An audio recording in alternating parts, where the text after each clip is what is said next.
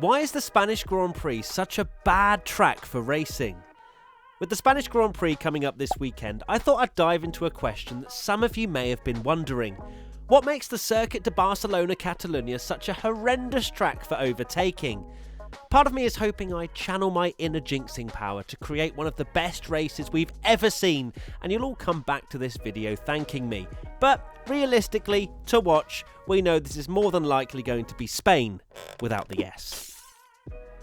As much as we all love Formula 1, I can hear the collective groans when people realise that it's the Spanish Grand Prix coming up. But why? It has a long pit straight, sweeping corners, and should make for some good racing. Right? Wrong.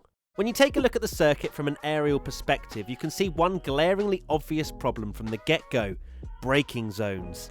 What is crucial to an overtake is the chance for a driver to dive it up the inside, or outside if you're feeling cheeky, by outskilling their opponent by braking later than them. Think of turn 14 at China, or turn 1 at Brazil, or the bus stop chicane at Spa. They're all heavy braking zones, which mean lunges are possible.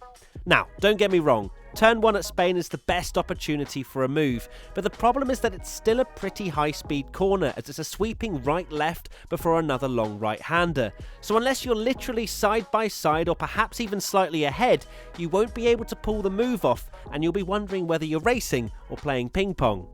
Another problem with turn 1 is actually nothing to do with turn 1, it's all turns 14 and 15's fault.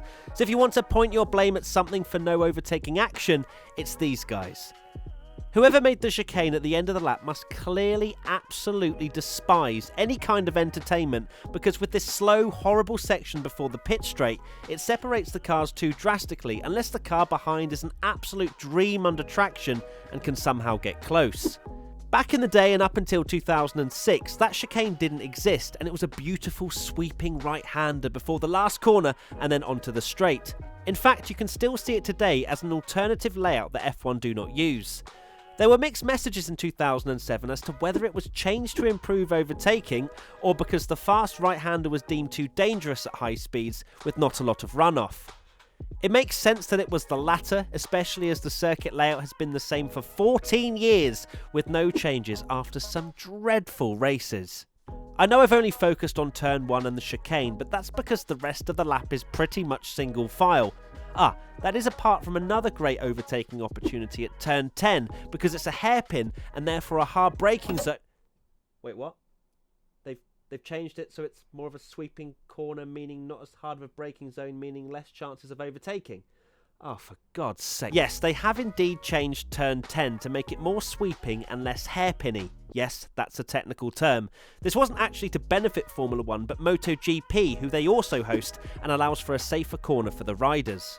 With the new regulations coming in next year, which should allow for cars to follow much closer with their stripped-back aerodynamics, there may be some hope for this circuit. But for this year, we're going to have to expect much of the same in terms of overtaking action. That is unless we get some changeable weather conditions, and then all of this goes out the window because rain could make a race in a car park exciting. Let me just check the weather, actually. Ooh. There you have it, why the Spanish Grand Prix is such a bad track for racing. What do you think of the Circuit de Barcelona-Catalunya? Are there any specific changes you'd make? Let us know in the comment section below.